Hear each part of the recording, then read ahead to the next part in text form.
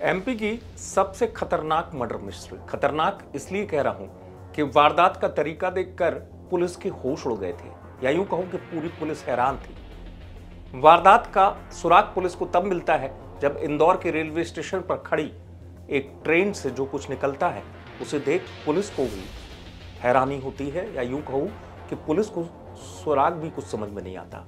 दरअसल इंदौर से शुरू हुई उस मर्डर मिस्ट्री की कहानी ऋषिकेश तक पहुंची।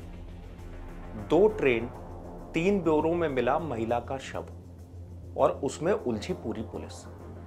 खतरनाक मर्डर जिसे कहते हैं, हैवानियत की थी कातिल ने। उस पूरे केस में पहले तो खुलासा यह किया था पुलिस ने कुछ दिनों पहले कि जो कातिल है वो उज्जैन का रहने वाला है। इतना पुलिस ने खुलासा किया था और यह पता चल गया था कि जिस महिला को मारा था वो रतलाम की रहने वाली थी। लेकिन 2 ट्रेन और 3 बोरों वाली इस मर्डर मिस्ट्री में सबसे बड़ा खुलासा जब हुआ और पुलिस इस केस यानी वारदात को सुलझाने में कामयाब हो पाई, तो उसकी सबसे बड़ी वजह बनी कि पुलिस की इतनी बड़ी टीम भी हार गई केस को सुलझाने में। जब लगातार पुलिस पसीना बहा रही थी, एक महिला ने पुलिस को उस खतरनाक कातिल तक पहुंचाया। कौन थी वो महिला? और खास बात देखिए कि वो महिला ना तो बोल सकती, ना वो महिला सुन सकती, यानी मूक बधिर है। ना हैरान करने वाली बात। तो कैसे जिसने जो मूक बधिर है उसने पूरी मिस्ट्री सुलझा दी, मर्डर मिस्ट्री, इतनी खतरनाक मर्डर मिस्ट्री। तो क्यों? तो उसकी वजह मैं बताता हूं। कौन थी वो महिला जो पुलिस को मिल गई और उसने खतरनाक कातिल का पता पुलिस को बता दिया और पूरे केस को बता दिया कि कैसे ट्रेन तक पहुंची थी महिला की बॉडी, कैसे उसने बुरे का इस्तेमाल किया था और कातिल कौन है। दरअसल जैसे मैंने आपको बताया कि उज्जैन का रहने वाला कातिल था। पुलिस उसके ठिकाने यानी घर तक पहुंचती है और जब वो पुलिस की घर में मुलाकात उस खतरनाक कातिल की पत्नी से होती है, तब पुलिस कुछ पूछ नहीं पाती उस तरीके से, क्योंकि पुलिस देखती है कि उसकी पत्नी जो है मूक बधिर है, यानी ना तो बोल सकती है ना सुन सकती है। लेकिन जो ना बोल सकती थी ना सुन सकती थी यानी मूक बधिर, उसने पूरे मर्डर मिस्ट्री को कैसे सुलझा दिया ये पुलिस अफसर बता रहे हैं। इसके साथ जो है इसकी पत्नी है, पत्नी जो है मूक बधिर है।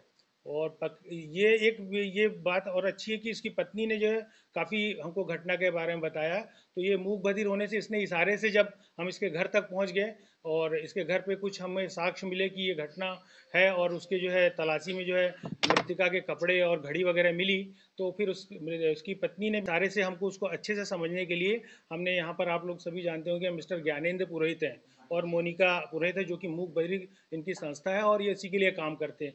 तो हमने उनसे भी सहयोग लिया, उनने उनसे पूछताछ की, उनका साइन से समझते हुए पूरी घटनाक्रम को उन्होंने बताया। फिर उसकी पत्नी का जो है हमने माननीय न्यायालय के समक्ष भी कथन कराया और उन्हीं की उपस्थिति में कराया, जिनने समझ के माननीय न्यायालय को भी बताया। उससे पूरी घटना आई कि कैसे कैसे उसने ये अपराध किया है। तो सुना आपने, पुलिस अफसर पूरी कहानी बता रहे हैं और कह रहे हैं कि अगर वो मूक बधिर महिला यानी कातिल की पत्नी पुलिस को नहीं मिलती तो शायद पुलिस को इतनी बड़ी कामयाबी नहीं मिलती।